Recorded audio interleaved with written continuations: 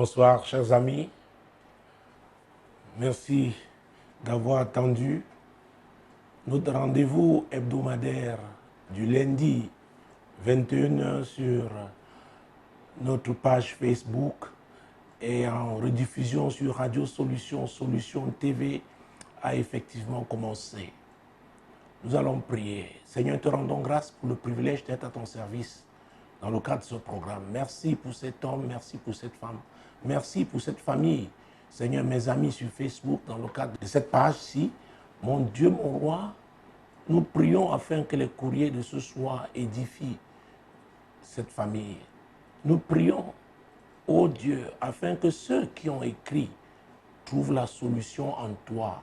Saint-Esprit, c'est toi le conducteur, conduis ce programme. Ce programme est sous la couverture du sang de Jésus. Et je déclare qu'avec le sang de Jésus, toute interférence diabolique est anéantie au nom puissant de Jésus-Christ. Amen. Nous allons directement procéder à la lecture du premier courrier. Bonsoir, apôtre. Je suis dans la galère et je ne sais pas comment me défaire d'un homme qui m'a épousé à l'église en mentant à tout le monde. Il ne m'a pas remboursé l'argent que je lui ai prêté pendant nos fiançailles pour les obsèques de son père. Il n'a pas versé la dot qu'il a promise à ma famille. Je suis dans la honte, aidez-moi, homme de Dieu. J'ai l'habitude de dire qu'il y a toujours des signes. Il y a toujours des signes que l'on refuse de voir, surtout quand on veut se marier. Et ça, je m'adresse aussi bien à la femme qu'à l'homme qui veut se marier. Lisons Job chapitre 33. Job chapitre 33, verset 14. Parce que ce soit dans l'ancienne alliance ou dans la nouvelle, n'est-ce pas, Dieu s'arrange à ce que les siens soient avertis. Job chapitre 33, verset 14. Dieu parle cependant tantôt d'une manière, tantôt d'une autre, et l'on n'y prend point garde. Voilà. Il parle tantôt d'une manière, tantôt d'une autre. Donc, le problème, c'est nous. Le problème, c'est nous. Dieu parle tantôt d'une manière, tantôt d'une autre. J'ai l'habitude de rappeler que le mariage est la première institution que Dieu a créée. La famille commence par le mariage entre un homme et une femme. Et Dieu a béni le mariage. Alors, quand on refuse d'interpréter, on refuse de prêter une attention particulière à un signe que Dieu envoie, alors ce signe peut être un avertissement. Il peut être un avertissement par rapport à une catastrophe. Ce signe peut être, comment j'allais dire, peut être une alerte, n'est-ce pas, pour que l'un ou l'autre se réajuste. Et c'est justement pourquoi la période de fiançailles est importante. Parce qu'on n'est pas encore engagé en tant qu'époux. Donc, on est dans la prière, on s'observe, on se parle, on communique. Et parce que Dieu parle tantôt d'une manière, tantôt d'une autre, effectivement, il va parler.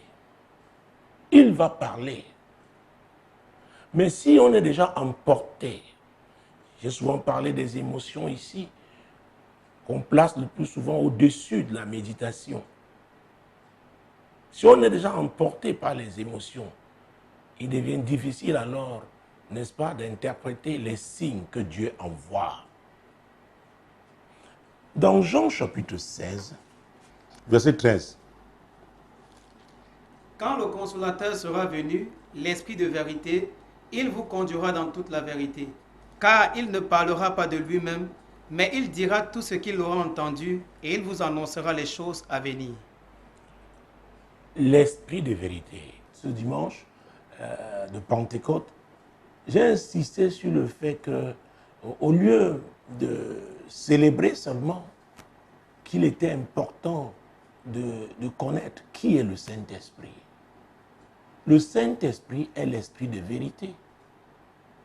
Et Jésus disait que c'est lui qui devait nous conduire dans toute la vérité. C'est lui. c'est lui qui nous conduit dans toute la vérité. Dans le livre de Jérémie, la Bible dit que le cœur de l'homme est tortueux, il est mauvais. Qui peut le connaître? Donc l'homme physique que vous voyez là, si l'Esprit de Dieu ne vous montre pas l'Esprit qui l'anime, alors vous allez vous en tenir à ce que vous voyez avec vos yeux physiques pour vous retrouver plus tard, n'est-ce pas, dans un gouffre. Ah, il y a eu des signes. Les obsèques de son père, tu lui as prêté de l'argent, il n'a pas remboursé. N'était-ce pas un signe? Donc tu te mariais même sans il a fait une promesse, n'est-ce pas, selon tes propres thèmes de verser la dot. Il a fait une promesse, il ne l'a pas fait. Vous savez, j'ai l'habitude de dire, la notion de dignité veut aussi qu'on soit traité avec honneur. Si vous vous déshonorez vous-même, vous vous rabaissez vous-même, on va vous traiter tel que vous vous voyez, tel que vous vous livrez. Et là, je m'adresse aux femmes. Ah oui, elle lui a prêté l'argent. Peut-être qu'elle ne voulait pas que son mari ait honte, son fiancé ait honte. Il fallait le couvrir. Elle était déjà dedans. Mesdames, Messieurs, j'ai vécu des cas où je ne veux vraiment, je ne citerai aucun nom, et je ne veux vraiment pas titiller qui que ce soit, où une femme est allée emprunter beaucoup d'argent pour donner à un homme. Et personne n'était au courant de son projet à l'église. Donc, il y a des projets qui peuvent effectivement être, qui peuvent être connus l'église, mais il y a des dimensions qu'on cache à l'église. Et alors après on dira, il a menti à toute l'église. Ce n'est pas possible. Si l'esprit de vérité est là, dans le Saint-Esprit, qui est le conducteur, la Bible déclare que le Saint-Esprit sonde tout, même les profondeurs de Dieu. C'est ce que la Bible déclare. C'est pourquoi on demande parfois aux gens, attendez un peu. Pourquoi on est en train de prier? On veut voir clair. Parce qu'il s'agit d'un engagement sérieux. Aujourd'hui, elle dit comment se défaire. Vous voyez ça, se débarrasser. C'est-à-dire, cet homme est devenu, oh mon Dieu, encombrant. Il a un problème pour elle. Oh mon Dieu. Je pense à une histoire alors vraie. Et là encore, je ne citerai pas les noms. Vous savez, il faut protéger la femme. Je le dis toujours. Cette histoire a eu lieu en France. Cette femme, expert comptable, n'est-ce pas, qui avait déjà fait un premier mariage qui n'a pas marché, avec des enfants. Donc, rencontre, vous savez, il y a même des pasteurs ambulants. Rencontre un pasteur qui savait bien se mettre, qui parlait bien et qui a su parler à son cœur, qui a su prononcer les paroles, n'est-ce pas, qu'elle attendait. Et elle s'est engagée, n'est-ce pas, dans ce mariage. C'est elle qui logeait le pasteur, c'est elle qui l'habillait, et même il a convaincu que bon, qu'elle l'achète à crédit, n'est-ce pas, un bâtiment qui pourrait être transformé en église. Et elle s'est engagée, et pour beaucoup d'euros. Mais alors, quand elle a réalisé qu'il y a eu une tentative, n'est-ce pas, de falsification de l'identité, changement, n'est-ce pas, la nature du contrat, elle s'est rétractée. Elle avait déjà payé près de 50%. Et c'était un montant quand même consistant. Un peu plus même, plus de 50%, oui, plus de 50%. Elle a décidé d'abandonner. Et elle a engagé une procédure, n'est-ce pas, pour obtenir le divorce. Au tribunal, le monsieur a dit vraiment qu'il demande une pension alimentaire. Pourquoi? Parce que son standing de vie va baisser, considérant les revenus, n'est-ce pas, de sa femme qui est expert comptable. Vous voyez ça, un Africain, hein, Cette affaire concerne 2 Africains. Donc le pasteur, là, ambulant, ah oui, avait eu de belles chemises avec des manchettes. Mon Dieu, mon roi, il y a des moments, ce sont des nœuds papillons. Alors, la femme se retrouvait là. Une femme d'un tel niveau. Un homme qui réclame maintenant la pension alimentaire parce que son standing de vie va baisser. Et elle m'a dit qu'elle n'a jamais rencontré un membre de la famille de cet homme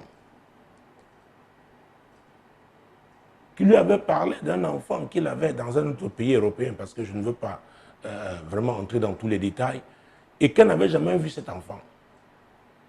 Donc, il a commencé avec le mensonge. Il a emballé, l'a entraîné, n'est-ce pas, dans ce mariage par le mensonge. Écoutez, depuis plusieurs mois, Dieu nous parle du discernement. Le discernement, nous en avons besoin. Et quand on va opérer avec le discernement du Seigneur, on n'est pas pressé, on ne se précipite pas. Parce que discerner, c'est distinguer, c'est trier, c'est séparer. Le discernement permet de mener une bonne appréciation, de faire une bonne appréciation, de faire un bon choix, de prendre une bonne décision. Mais généralement, quand les gens sont emportés, ils évitent même les gens susceptibles de les rattraper. Parfois, ils les traitent comme des ennemis. Alors, si c'est une église où le Saint-Esprit, oh mon Dieu, opère, non, on ne peut pas mentir à toute une église. Ce n'est pas possible. Ce n'est pas possible. Vous savez, il arrive parfois que les pasteurs vous disent, ok, bon, tout simplement parce qu'ils réalisent que vous êtes tellement engagé qu'ils ne savent pas comment vous arrêter. Parce qu'il faut avoir aussi une certaine carrure pour pouvoir arrêter, n'est-ce pas, des gens qui ont un certain niveau. Il peut s'agir d'une femme ou d'un homme. Ah oui, il faut avoir cette carrure pour pouvoir leur dire ici, là, non, ce n'est pas du blanc, c'est du noir. Ne me fais pas croire que c'est du blanc. Non. Il faut avoir exercé un certain niveau d'autorité pour opérer comme ça. Et le plus souvent, de telles personnes, on ne les aime pas. On ne les aime pas. On va dire non, oui, on interfère dans ma vie, on s'ingère dans ma vie. Et les amis, dans 1 Pierre 5:8, qu'est-ce que la Bible dit? Que le diable rôde comme un lion rugissant. Trouvons ce passage, 1 Pierre chapitre 5, verset 8. Être berger, ce n'est pas évident. Oui. Soyez sobres, veillez. Votre adversaire, le diable, rôde comme un lion rugissant, sachant qu'il dévorera. Cherchant qui il dévorera. Il ne peut pas dévorer tout le monde. Donc le diable lui-même discerne. Et ici, la Bible prend l'image d'un lion qui est rugissant. Ah oui. À cause de ces rugissements même, on peut être apeuré. Et la peur ouvre les portes. N'est-ce pas? Au diable. Mais si on a Christ, on ne peut pas avoir peur. Donc on est confiant. Parce qu'on a une relation solide avec lui. Alors ce diable-là ne viendra pas toujours avec les cornes, n'est-ce pas? Parce que quand nous étions à l'école primaire, nous dessinions le diable avec les cornes. Le diable peut venir avec quelqu'un qui a une grosse Bible. Il la tient, il chante bien à l'église. Quand il faut prier, il crie plus que tout le monde. Il faut discerner. Il faut discerner. Le mariage est tellement sérieux pour que personne ne s'y lance avec légèreté. Il s'agit de votre vie, messieurs. Il s'agit de votre vie, madame. Ah oui, il y a des gens qui vont se retrouver en enfer parce qu'ils se sont laissés, n'est-ce pas, entraîner dans un mariage dont Jésus n'était pas le fondement. Et parce qu'ils n'auront pas été fermes pour se ressaisir, pour retrouver les rails de Dieu, alors ils se retrouveront en enfer. Donc, je parlais des signes. Il y a toujours des signes prémonitoires. Il y a des signes prémonitoires. Et là, j'ai souligné 2. Où les obsèques de son père, tu lui as prêté l'argent. Il n'a pas remboursé. Il t'a épousé à crédit. Et vous avez commencé à les dettes. Donc, déjà, tu étais sa créancière. Et ta famille aussi, mon Dieu, vous voyez, il devait aussi à ta famille. C'est pourquoi, si on étudie bien la vie de cet homme, on y trouvera des choses qui annonçaient ce qui arrivait. C'est pourquoi il est important de prendre du temps et collecter des informations. Vous savez, nos parents à leur époque, c'est ce qu'ils faisaient. Quand ils recevaient une famille, parce que ce n'est pas les jeunes qui allaient demander la main, n'est-ce pas? Ce sont les parents, un oncle ou le père lui-même. Et maintenant, ils investiguaient. Ils cherchaient des informations concernant la famille là, qui sollicite la fille en mariage. Et ça, c'est important. C'est important. Vous savez, même dans la vie, il y a des fonctions que vous ne pouvez pas occuper si, par exemple, vous avez été condamné, n'est-ce pas, vous avez fait la prison. C'est pourquoi on demande l'extrait du bulletin, n'est-ce pas, le casier judiciaire, voilà. Il y a des informations qu'on doit avoir sur les gens. C'est important. C'est important. Alors, ce n'est pas parce qu'un homme veut vous épouser que vous allez aveuglément vous engager. Ce n'est pas parce que vous avez trouvé une belle femme que vous allez comme ça vous lancer. Vous avez affaire à qui? Elle vient d'où? Quel est son parcours? C'est très important. Et l'histoire que je viens de vous raconter, il s'agissait donc de 2 divorcés. Ah, il fallait entrer dans leur vie pour voir pourquoi les 2 ont divorcé. Et vous rencontrez un pasteur, oui, il est pasteur. Il est quoi, aumônier de prison? C'est pas, sa chapelle est où? Il est ambulant. Vous rencontrez un séminaire, par exemple, oui, bon. Il habite où? Au moins en Europe, c'est clair, il a quand même une adresse. Il a une adresse. Ce n'est pas comme ici chez nous, quelqu'un peut jongler, il est dans un quartier difficile même à indiquer. Mais là-bas, il y a des adresses. Est-ce qu'il a une adresse? En tant que pasteur, comment il vit? Parce que s'il est pasteur, c'est-à-dire le Seigneur l'a appelé. Et Dieu est le pourvoyeur. Vous voyez? Il y a toujours des indicateurs. Vous refusez. Et croyez-moi, je le dis, n'est-ce pas, avec certitude, en 22 ans de ministère, j'ai rencontré des gens. Parfois, je me aidé d'autres parce que, étant désespéré, j'ai dit, mon Dieu, comment faire? Surtout quand vous avez une jeune église, vous savez, bon, parfois, vous voulez aussi soutenir à votre manière. C'est pourquoi l'expérience dans la marche avec le Seigneur est très importante. Il y a des choses qu'un ministre de Dieu éprouvé n'acceptera pas. C'est pourquoi vous allez voir, pour certains dossiers, on va chez les jeunes. Parce qu'on peut les manipuler. Je parlais de carrure, n'est-ce pas, plus haut. Ils n'ont pas la carrure, n'est-ce pas, pour gérer certaines situations. Et vous croyez que c'est à votre avantage. Écoutez, vous allez en souffrir après. C'est mieux de recourir aux gens qui peuvent vous dire la vérité. Même si cette vérité-là vous blesse aujourd'hui et qu'elle va vous préserver, n'est-ce pas, la destruction, dites gloire à Dieu. C'est très important. C'est très important. Alors, elle dit comment se défaire, comment se débarrasser. Je viens d'indiquer au moins 2 signes. Ça veut dire quoi? Tu as refusé Et ça, j'allais dire même, c'est évident. C'est évident. Il y a d'autres signes, certainement. Il y a eu d'autres signes. Vous savez, oh, j'ai vécu ici il y a plus de 15 ans.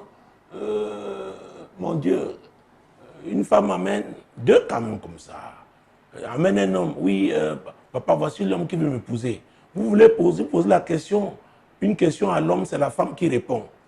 La deuxième question à l'homme, c'est la femme qui répond. Comme pour dire vraiment, laisse-le. Parce que vous le regardez, non seulement les yeux physiques, mais aussi avec les yeux l'esprit.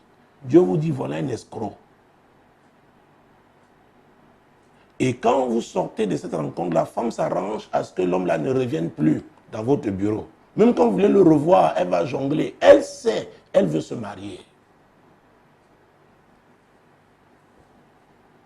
Ah oui. Et il y en a alors qui reviennent avec une enveloppe. Oh, vraiment, voici l'offrande. Voici. Votre offrande ne va pas changer. N'est-ce pas, la volonté de Dieu pour vous. Et si on prend même votre offrande, c'est une offrande. C'est une offrande. Mais vous êtes responsable du choix que vous faites. Donc, pour se défaire d'un tel homme, il faut reconnaître au départ qu'on a péché. Parce que quand Dieu, n'est-ce pas, qui dit qu'il parle tantôt d'une manière ou d'une autre, vous donne certains signes et que vous refusez, n'est-ce pas, de vous arrêter pour les analyser, pour les porter à Dieu dans la prière, alors vous avez péché. Parce que celui qui donne sa vie à Jésus ne s'appartient plus. C'est ce que la Bible déclare. N'oubliez pas que nous sommes l'épouse, hein, nous, en tant que corps de Christ, en tant qu'Église. Donc c'est Jésus qui est notre époux. C'est lui qui doit marquer son sceau. D'ailleurs, ce qui est une bénédiction ne vient que de lui. Ne vient que de lui. C'est pourquoi la Bible, déjà, depuis l'Ancienne Alliance, dans Proverbe 18, 22, disait « Celui qui trouve une femme a trouvé le bonheur. C'est une grâce qu'il obtient de l'Éternel. » Aujourd'hui, les femmes n'attendent pas, n'est-ce pas, qu'on les trouve. Non. Elles se disent « Je suis là, me voici. » Je dois vous dire... Vous êtes mes amis sur Facebook, donc je peux vous parler de ce qui se passe ici, à l'Assemblée Compassion Globale. Là, j'ai décidé en fin de semaine, avec le leadership, une femme encore ici, qui va aller demander à un homme de l'épouser, on la mettra dehors. Parce qu'en 3 semaines, nous avons mis 2 dehors. Et ça, c'est à cause des expériences vécues. Ce n'est pas une femme qui va demander à un homme de l'épouser. Non. Non. Donc, ne nous amenez pas les séries brésiliennes ou alors américaines, les films que vous regardez là. Non, à l'église. Je ne crois pas à cette démarche. Je ne crois pas à cette démarche. Parce que si vous vous livrez moins cher, on va vous traiter comme ça. Chers amis, c'est la vérité. Ça peut paraître dur pour certains d'entre vous, mais croyez-moi, pour ceux qui me connaissent, qui sont proches de moi, j'ai géré des dossiers tellement difficiles. Difficiles. Je me suis retrouvé convoqué à la gendarmerie plusieurs fois pour avoir voulu soutenir des gens entêtés. Oui, cette affaire de mariage à l'église, les gens qui ne veulent que faire à leur tête, imposer leur volonté aux autres. Vous savez, il y a un proverbe africain qui dit que quand vous accouchez une fille, apprêtez-vous à passer des nuits sans sommeil. Bon, c'est un proverbe, hein? Mais je pense que l'origine, la source de ce proverbe, vraiment, s'est appuyé sur certains cas. vécu. Parce que quand une femme se casse la figure et qu'elle doit revenir, parfois elle ne revient pas seule, elle vient avec les enfants. Vous faites quoi de vos petits-fils? Vous faites quoi de leur père? C'est très compliqué. C'est pourquoi il faut essayer de se mettre à la place des autres. Aujourd'hui, je crois qu'elle a dit quelque part qu'elle est dans la honte, c'est ça? Ah, voilà. Qu'elle est dans la honte. Très bien. Ah, la honte, pourquoi? Parce que même devant sa famille, la dot, la famille dit, ok, comme vous êtes dans les églises là-bas, on vous fait confiance, il viendra verser la dot, payer la dot. Il ne l'a pas fait. Maintenant, ce qu'elle a voulu couvrir en lui prêtant de l'argent lors des obsèques de son père pour qu'il n'ait pas honte, la voilà, elle se retrouve aujourd'hui dans la honte. Elle ne peut pas cacher cette honte. Vous voyez, c'est compliqué. Cette affaire de mariage à l'église. Et l'autre jour, les pasteurs me disaient, papa, à vrai dire, ce n'est même pas le désir de se marier, c'est un désir sexuel, dont le fondement n'est pas bon. Alors, si c'est simplement à cause de ces désirs-là que vous voulez vous marier parce que quelqu'un va vous dire que l'apôtre Paul avait dit, si on brûle, on doit se marier, ok, je peux vous dire que vous serez déçus. Parce que si on se marie seulement à cause du sexe, c'est pourquoi tout passage biblique, il faut le placer dans le contexte, dans son contexte.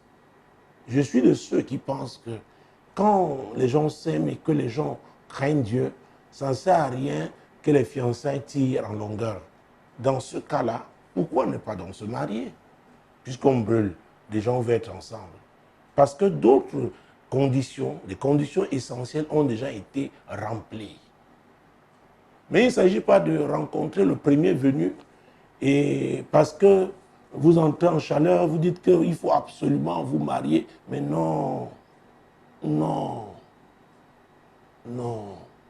Il s'agit de votre vie, messieurs.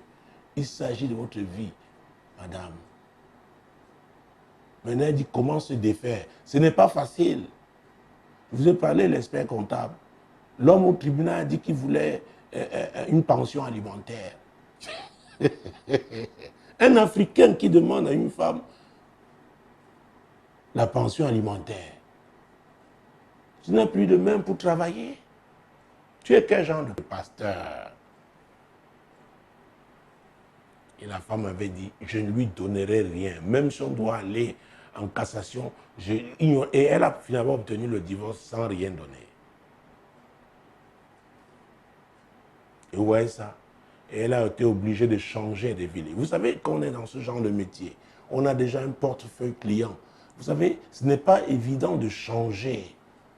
Mais il y a un genre de déception, un genre de souffrance. Parfois, vous voulez, pour vous déconnecter totalement, vous préférez changer de site, changer de ville pour tourner la page. Vous savez, chers amis, c'est curieux aussi, n'est-ce pas, nous les traitons dans le but, comment j'allais dire, non seulement d'édifier, mais de permettre aux gens de ne pas faire les mêmes erreurs que les autres. C'est très important. Il faut tirer les leçons. On peut se retrouver dans une fosse, mais si on vous envoie une échelle dans cette fosse-là, n'est-ce pas, profitez-en et sortez de cette fosse. Et il faut tirer les leçons. Il faut tirer les leçons, ne pas faire les mêmes erreurs. Il faut se méfier des gens qui font les mêmes erreurs. Ce sont les gens qui peuvent vous entraîner en enfer. Ah oui. Donc, notre amie qui nous a écrit dit qu'elle est dans la honte. Oui, c'était prévisible. Maintenant, que faire? Jésus a dit, venez à moi, vous tous qui êtes fatigués et chargés, et je vous donnerai du repos. Là, c'est Matthieu chapitre 11, verset 28. Et j'insiste toujours avec le verset 29 qui suit. Venez à moi, vous tous qui êtes fatigués et chargés, et je vous donnerai du repos. Prenez mon joug sur vous et recevez mes instructions, car je suis doux et humble de cœur, et vous trouverez du repos pour vos âmes.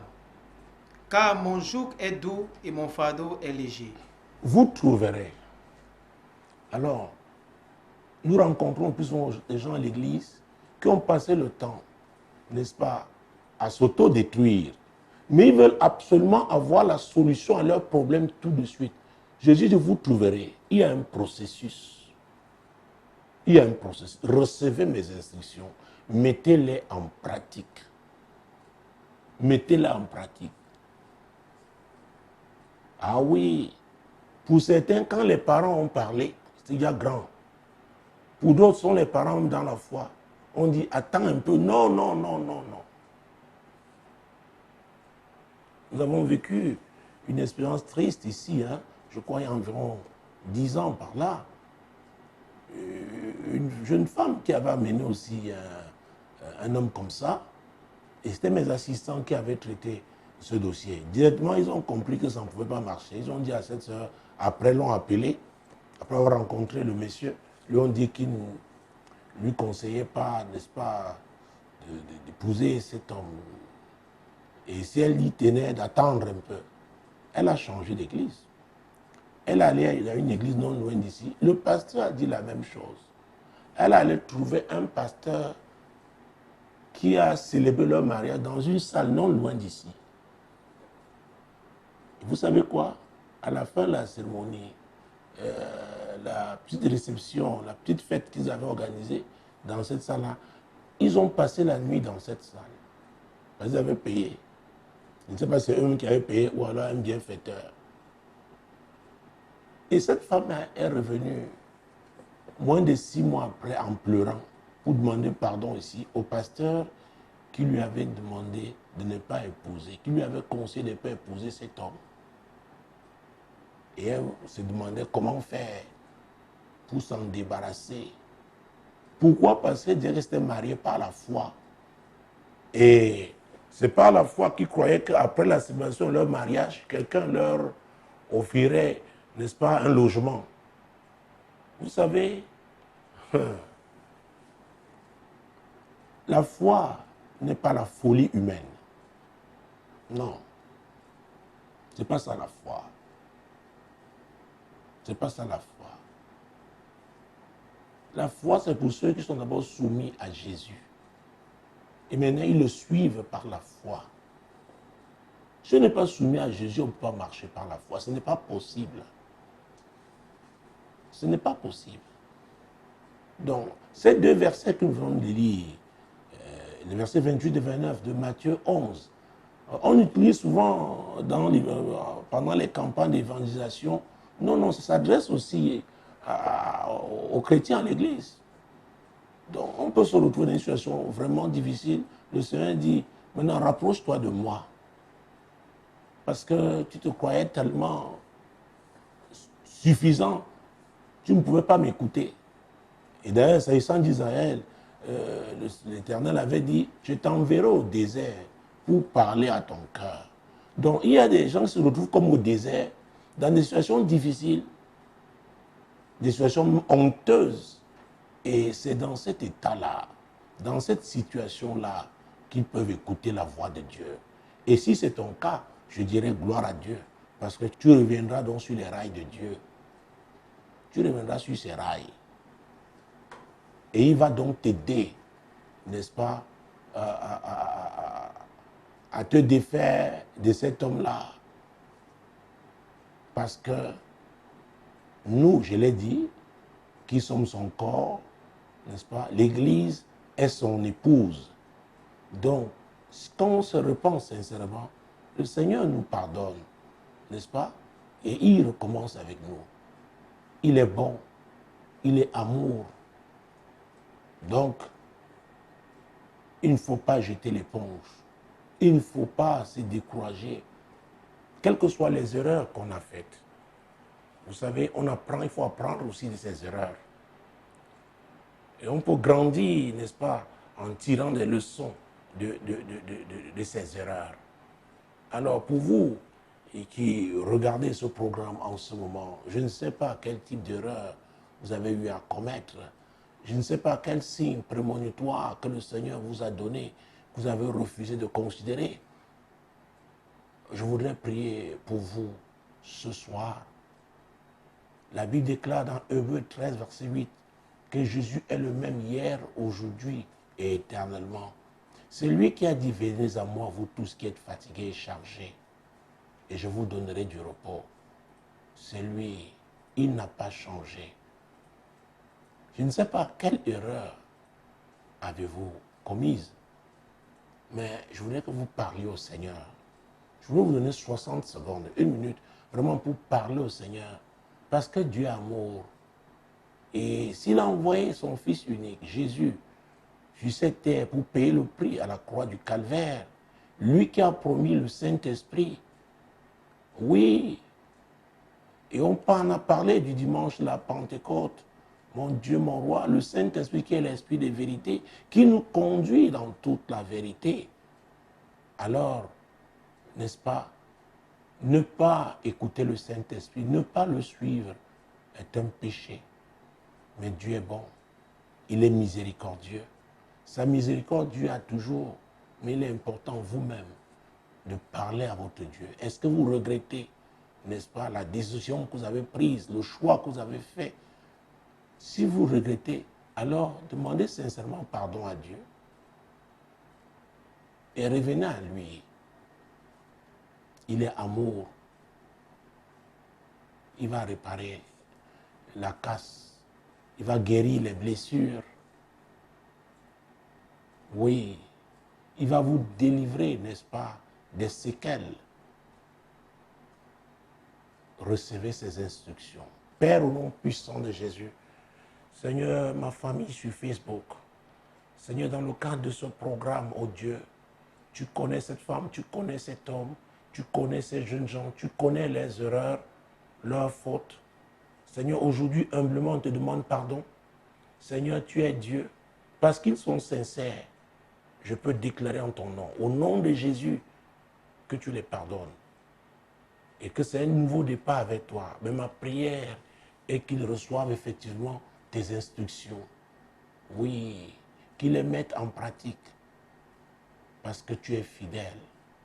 Et comme ça, toi qui sais ouvrir de nouvelles pages, tu ouvres une nouvelle page dans la vie de chacun, mon Dieu, pour qu'ils finissent dans la gloire avec toi, au nom puissant de Jésus. Mesdames, Messieurs, nous allons procéder à la lecture du deuxième courrier. Mon père, j'ai abandonné mes responsabilités à l'église pour aller soutenir mon beau-fils qui est devenu pasteur. Certains membres de l'église m'ont volontairement suivi et aujourd'hui mon beau-fils est allé vivre avec une femme à Yaoundé abandonnant l'église. Nous avons essayé d'affronter cette épreuve, mais finalement le bailleur nous a chassés pour aérer de loyer. Je suis confuse parce que les brebis du Seigneur sont aujourd'hui dispersées. Mon Dieu, mon roi, avant de répondre à cette question, peut-être je serais Dieu. Avant de parler de ta confusion, j'allais même dire, il faut te poser la question, si je n'ai pas, la question de savoir si je n'ai pas sous la malédiction même, en ce moment. Tu dis que tu as abandonné tes responsabilités, c'est ça? Oui, papa. Tes responsabilités à l'église pour aller soutenir ton beau-fils qui est devenu pasteur. Si tu étais là devant moi, je t'aurais demandé comment ton beau-fils est devenu pasteur. Il était dans quelle église? Comment il a reçu son appel? Comment a-t-il été encadré jusqu'à devenir pasteur? Alors, tu allais soutenir ton beau-fils. Donc, vous savez, on se retrouve là dans les affaires sentimentales. Je ne sais pas quelle responsabilité tu avais dans cette église-là. Imaginons-nous un seul instant que tu étais, par exemple, responsable, je ne sais pas, de la chorale ou de l'intercession. Et vous voyez comment le diable agit. Tout à l'heure, j'ai cité, nous avons lu 1 Pierre chapitre 5, verset 8. Comment le diable rôde comme un lion rugissant, cherchant qui dévorer. Voilà, cette église-là a été attaquée. Voilà une des responsables qui croit qu'elle aussi, elle va aller maintenant. Comme elle est responsable dans cette église, elle a suffisamment d'onction pour aller soutenir son beau-fils qui est devenu pasteur. Sa fille devient maman pasteur, dont il y a les honneurs. Et maintenant, on a la belle-mère du pasteur qui est là. Quand elle dit abandonner, ça veut dire qu'elle n'a pas quitté cette assemblée dans de bonnes conditions. Mesdames, messieurs, je peux vous dire, oh mon Dieu, je suis en train de penser, je viens de voir une image. C'était à Eldoret en 2003. J'avais été invité là-bas dans le cadre d'une conférence, n'est-ce pas, internationale sur l'intercession. L'image que j'ai là, c'était après les 2 dernières sessions, parce que j'étais arrivé en retard, c'était le dernier orateur à être arrivé. Donc, on m'a confié les 2 jours qui restaient. Et le dimanche, j'ai prêché au culte dans cette église qui recevait cette conférence, qui abritait cette conférence. Le lundi matin, donc, je me souviens, j'étais en train de prendre mon petit déjeuner. Et on m'a dit qu'il y a une femme qui voulait me voir. Je demandais qu'elle entre, qu'elle vienne, elle était assise. Et je l'ai reconnue parce qu'elle était parmi les pasteurs qui avaient assisté à cette conférence. Elle était en larmes parce que chaque fois qu'elle commençait une église, après, n'est-ce pas, tout se gâtait. Et je lui ai demandé de me parler de comment est-ce qu'elle a commencé le ministère. Vous savez, la Bible déclare, et c'est dans le Psaume 127, verset 1. Vous savez, je fais toujours lire ce verset parce qu'il est très important. Il est très important. Que ce soit dans l'Ancienne Alliance ou dans la Nouvelle, la notion de fondement, ah oui, est essentielle. Psaume 127, verset 1. Si l'Éternel ne bâtit la maison, ceux qui la bâtissent travaillent en vain.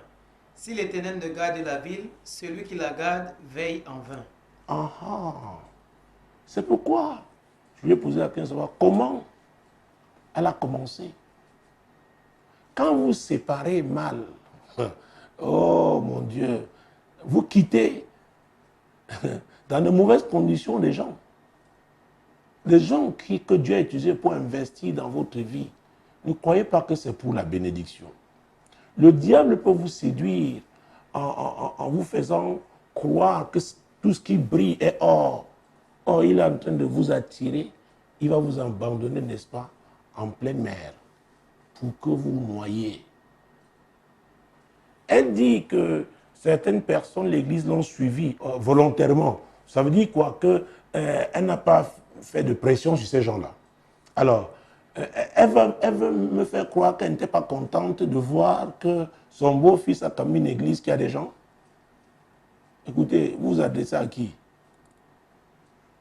J'ai un parcours qui me permet, même sans prier, par la grâce de Dieu, d'analyser les faits.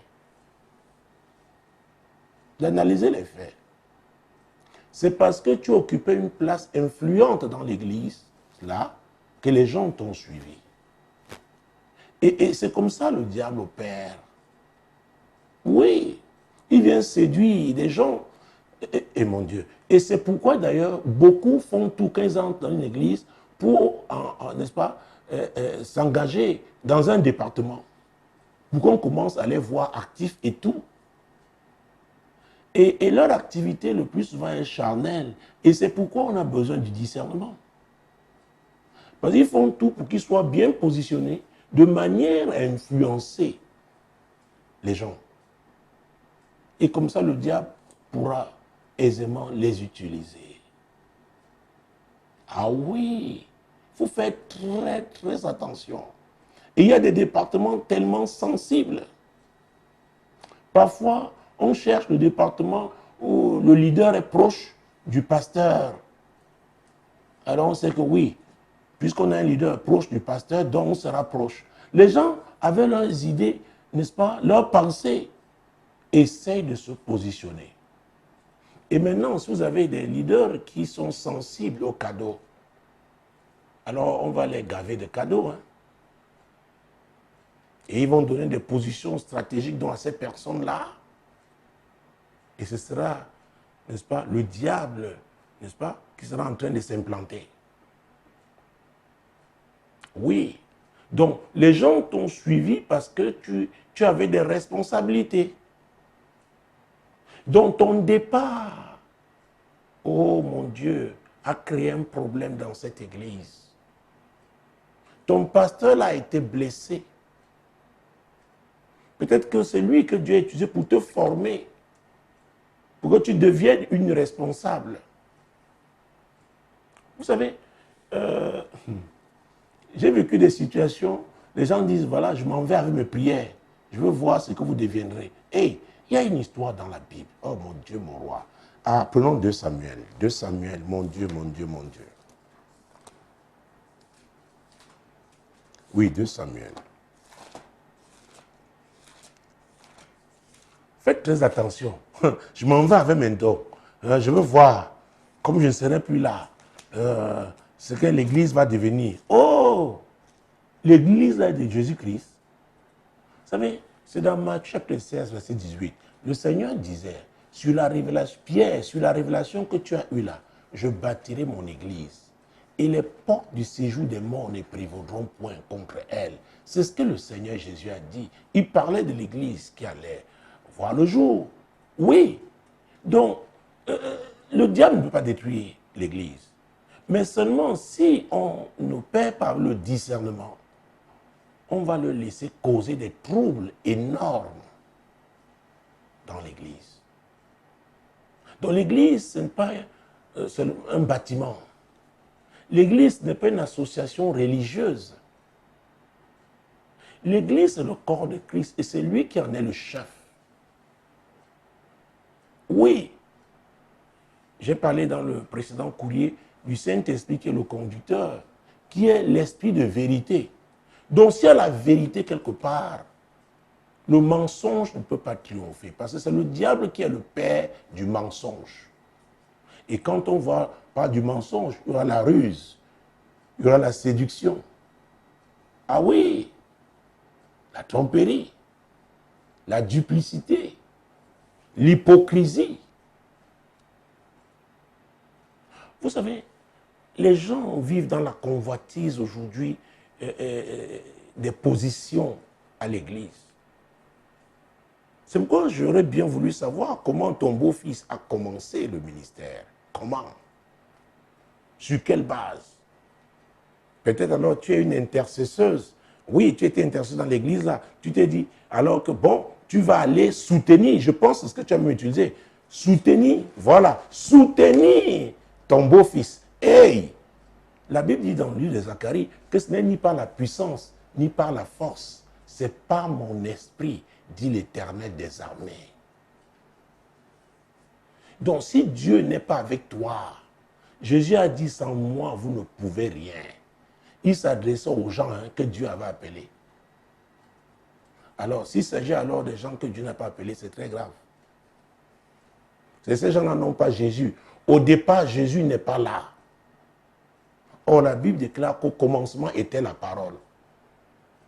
Alors, un ministère qui commence en Jésus, ce n'est pas la maison de Dieu. C'est tout simplement un édifice. C'est un édifice.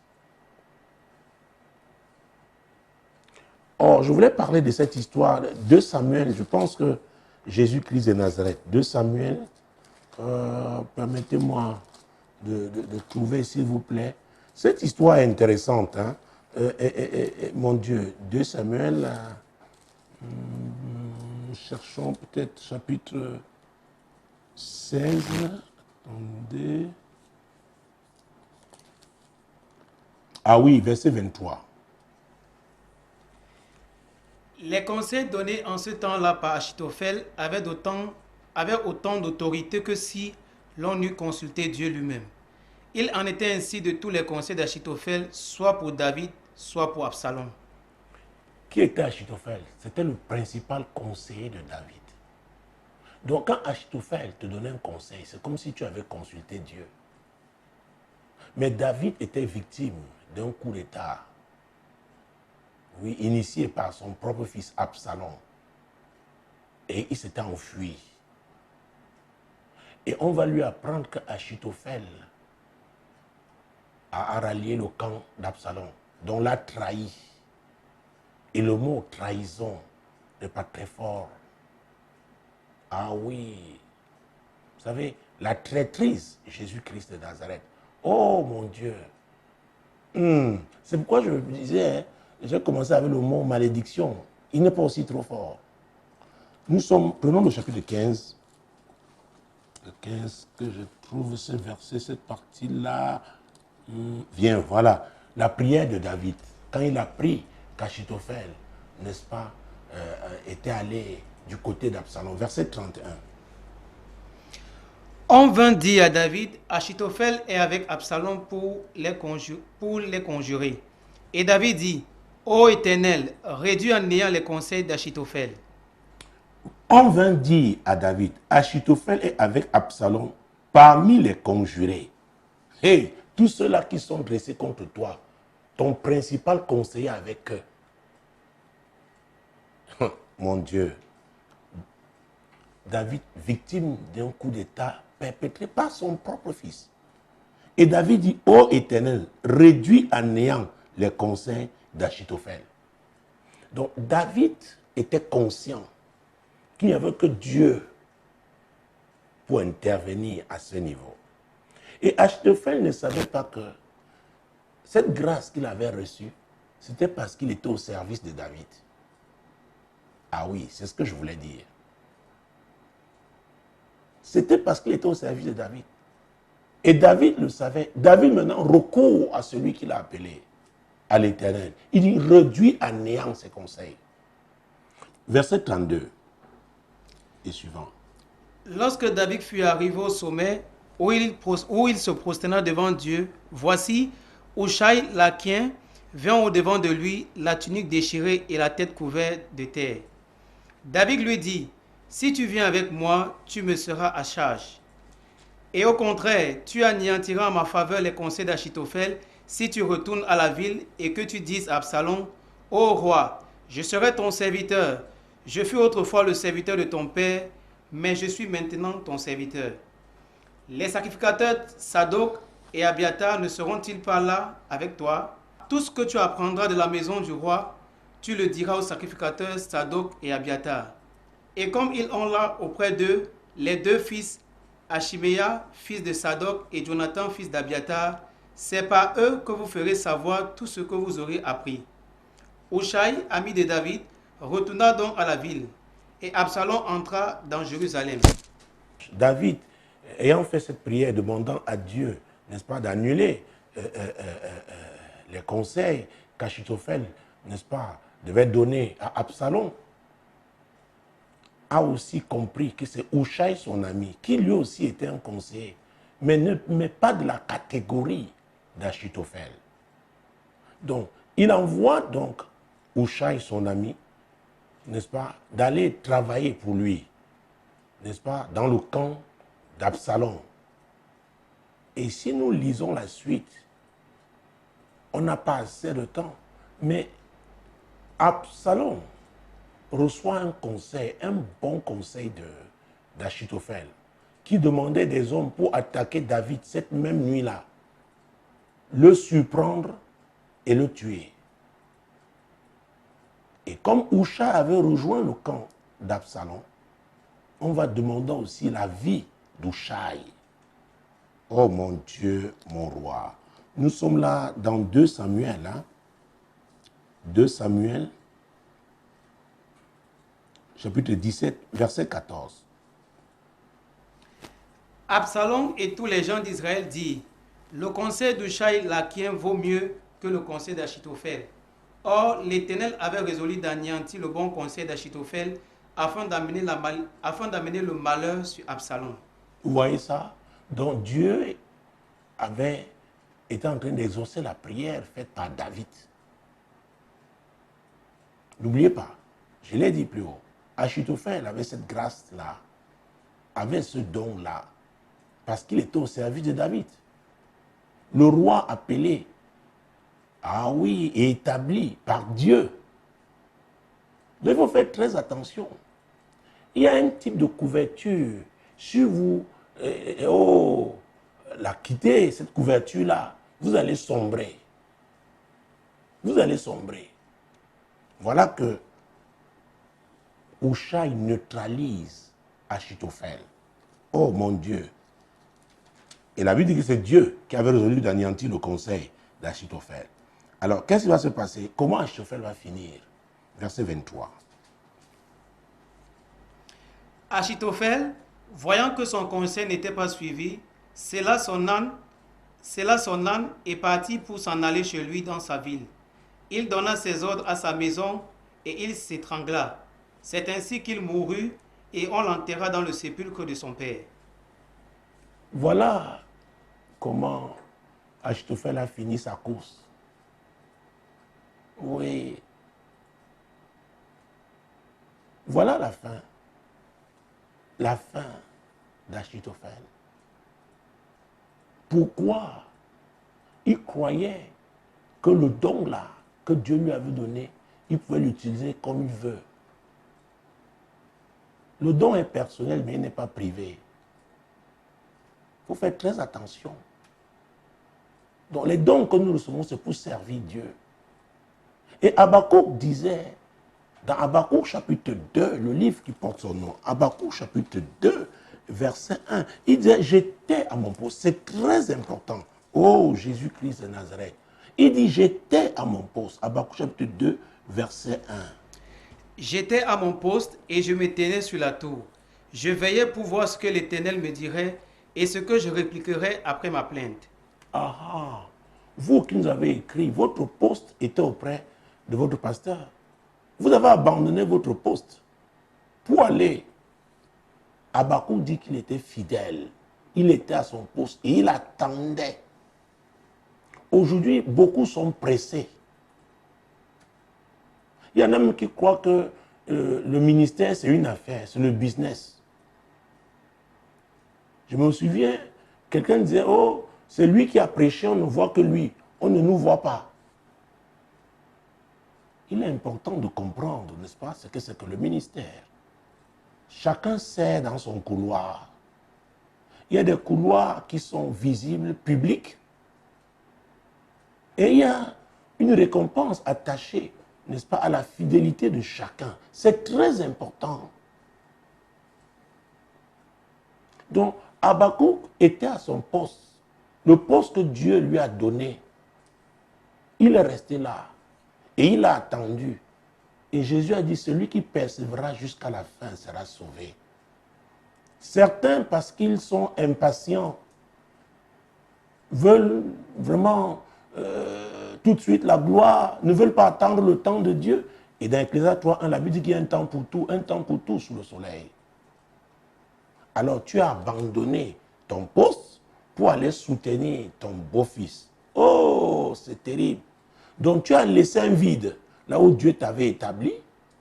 Tu t'es toi-même octroyé un poste dans un ministère qui probablement n'a pas été établi par Dieu, parce que je crois personnellement que beaucoup de jeunes gens qui s'égarent aujourd'hui ont été appelés par Dieu, sont des appelés de Dieu, mais sont pressés, brûlent les étapes. Et c'est dommage. Et bien sûr, il y a des gens que Dieu n'a jamais appelés, n'est-ce pas, des mercenaires. Alors, si vous retrouvez à suivre un mercenaire, vous êtes foutus. Et si vous vous retrouvez à suivre quelqu'un qui n'a pas attendu le temps de Dieu, vous tous, vous ne serez pas en train d'opérer, n'est-ce pas, selon le calendrier divin. Et c'est très important. Ah oui. C'est pourquoi la question, il y a une question essentielle qu'on devrait se poser et que je voudrais vous poser. Qui est votre pasteur? Est-ce qu'il est à sa place? Comment il a commencé le ministère? Est-ce que le fondement de votre assemblée là est vraiment Christ? Aujourd'hui, il dit qu'elle est dans la confusion. Les brebis du Seigneur sont dispersées. C'est pourquoi je parle de malédiction. Parce qu'elle-même parle des brebis du Seigneur qui sont dispersées. Elle dit quelque part, oui, parce que je lis sur l'écran, qu'elle a voulu, elles ont essayé d'affronter, quoi? Nous avons essayé d'affronter cette épreuve, mais finalement le bailleur nous a chassés pour aérer de loyer. Ah, j'ai donné un enseignement sur les tempêtes. J'ai dit qu'il y avait les tempêtes évitables et les tempêtes inévitables. J'ai dit qu'il y avait des pressions. Ah oui, il y avait deux types de pressions aussi. Il y a deux types de pressions. Il y a des pressions qui sont évitables. Il y a des pressions inévitables. Alors, quand le pasteur va suivre une femme, une autre femme, il laisse sa femme, maman pasteur, et vous dites que vous affrontez l'épreuve. Le bailleur, vous croyez que... Or, Jésus est le pourvoyeur. Dans la confusion, à la honte là. Et c'est pourquoi de plus en plus, il y a des contradictions dans le ministère. On se demande, est-ce que c'est Dieu ça? Comment les gens peuvent se retrouver dans un tel opprobre? Tu dois te repentir sincèrement. D'ailleurs, commence avec Dieu. Et après, tu devras aller rencontrer ton pasteur. Et que ce soit public, quand tu vas aller rencontrer ton pasteur, vraiment, tu dois aller t'humilier véritablement. T'humilier. Parce que tu as agi comme un agent de destruction. Tu as ouvert une porte pour que les brebis du Seigneur là soient dispersées par le diable. Ah oui, je dois vous dire, en matière ministérielle, d'ailleurs, parlons des classes de façon générale. Il y a des classes dans tous les domaines de la vie, même les domaines du ministère. Et même quand on appartient au même, on a le même appel de pasteur, il y a des niveaux de pasteur. Parce qu'il y a des poids, il y a des charges qu'on porte. Oui. Alors, si vous allez porter une charge qui n'est pas à votre niveau, dont vous n'êtes pas à votre place, cette charge, le diable va vous utiliser. Ah oui, il va ouvrir cette porte parce qu'il sait que ce n'est pas votre niveau. Vous avez convoité une place qui n'est pas la vôtre. Donc, vous n'avez pas les ressources nécessaires pour vous permettre d'affronter, n'est-ce pas, les défis attachés à cette charge-là. Vous ne pourrez pas réussir. Donc, la convoitise, les envies. Aujourd'hui, les jeunes gens veulent conduire très vite de belles voitures. Ils veulent voyager. Cette affaire de voyage à l'église, c'est terrible. Tout le monde, les jeunes gens, notamment de ce côté en Afrique, tous veulent voyager. Vous savez, je suis de ceux qui ont soutenu et qui continuent de soutenir ceux qui ont de tels projets. Mais il faut que ce soit des projets divins, que ce soit la volonté de Dieu. Parce qu'à l'étranger aussi, du côté de l'Europe, de l'Amérique, j'ai rencontré, notamment en Amérique du Nord, des gens qui sont dans la confusion. Ils croyaient que leur situation changerait seulement parce qu'ils voyageraient pour s'établir en Europe ou en Amérique du Nord. Mais là-bas, ils souffrent parfois plus que quand ils étaient en Afrique. C'est pourquoi Habakkuk a dit « J'étais à mon poste ». Il est important pour chacun d'entre nous d'identifier son poste. C'est pourquoi je te conseille d'ailleurs de demander pardon au Seigneur. Je vous avais dit, je ne pécherai pas contre Dieu et contre mon maître. Donc tu as péché contre Dieu et contre ce pasteur. Demande pardon à Dieu et va publiquement demander pardon. Humilie-toi devant ce pasteur. De telle sorte que l'écho, le Saint-Esprit utilisera l'écho, n'est-ce pas, de cette humiliation, ton humiliation devant Dieu et le pardon que tu auras, que tu demanderas sincèrement en déchirant ton cœur devant Dieu, aura un tel écho que les gens là qui sont partis, qui sont dispersés, vont revenir à la maison.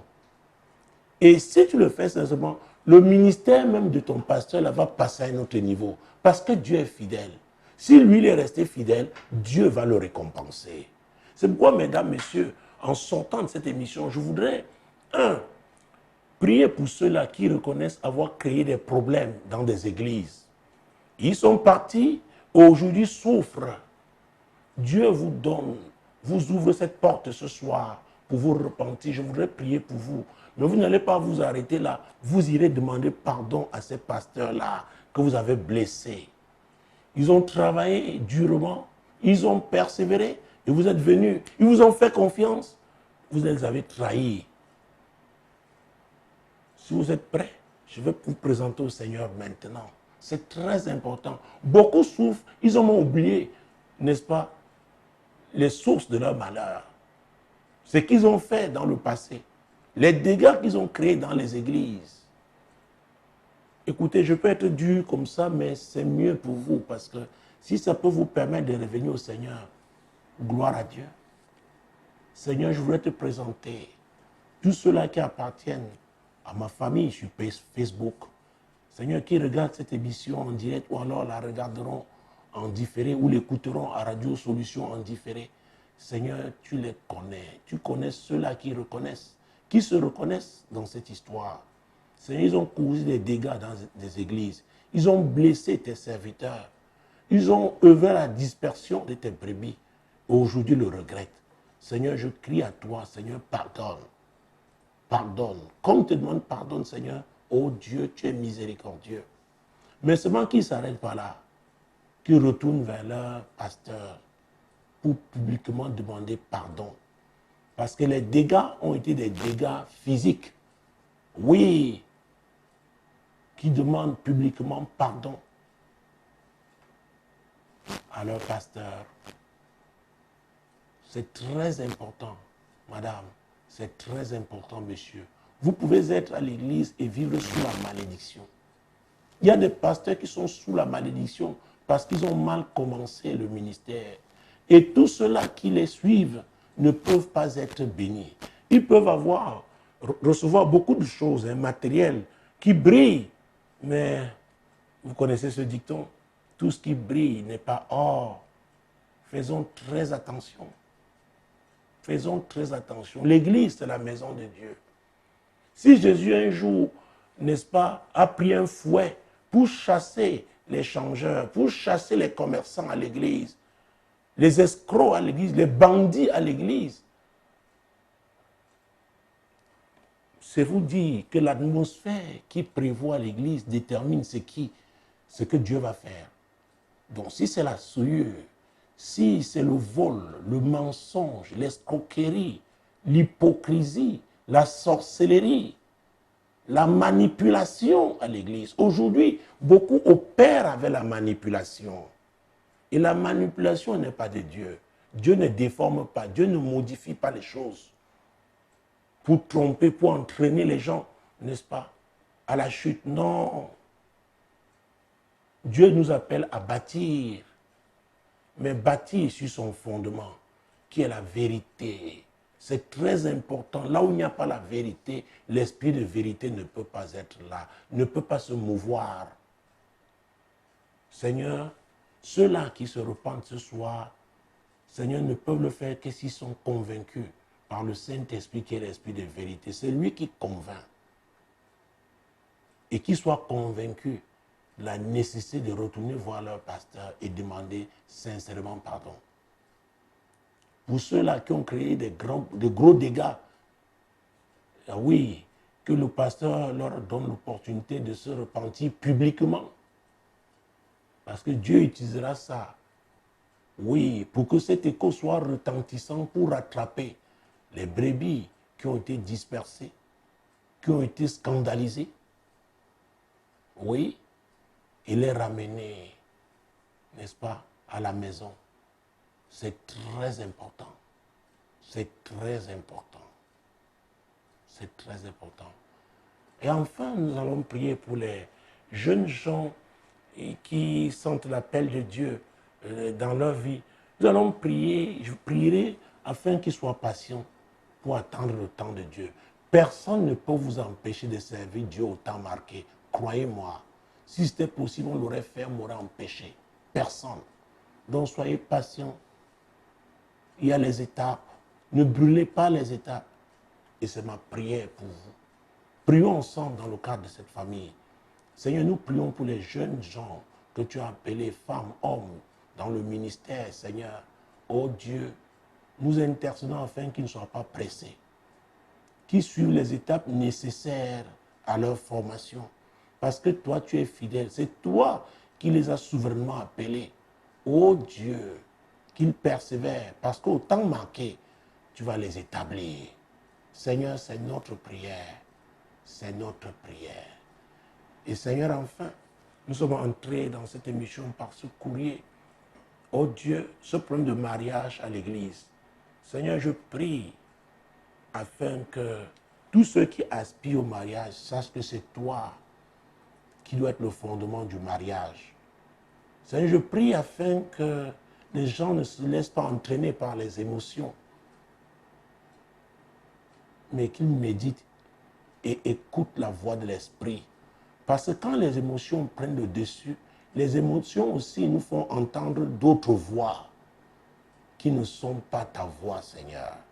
C'est ma prière pour tous ceux-là qui aspirent au mariage. Seigneur, tu es Dieu. Je te présente tous ceux-là, femmes, hommes. Ils crient à toi pour le mariage, tu es Dieu. Tu nous as parlé du discernement pendant ce programme. Seigneur, tu es Dieu.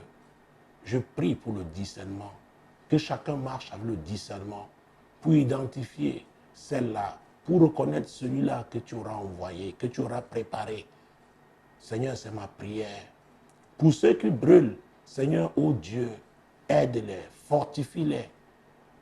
Seigneur, qu'ils tiennent bon, parce que tu es fidèle.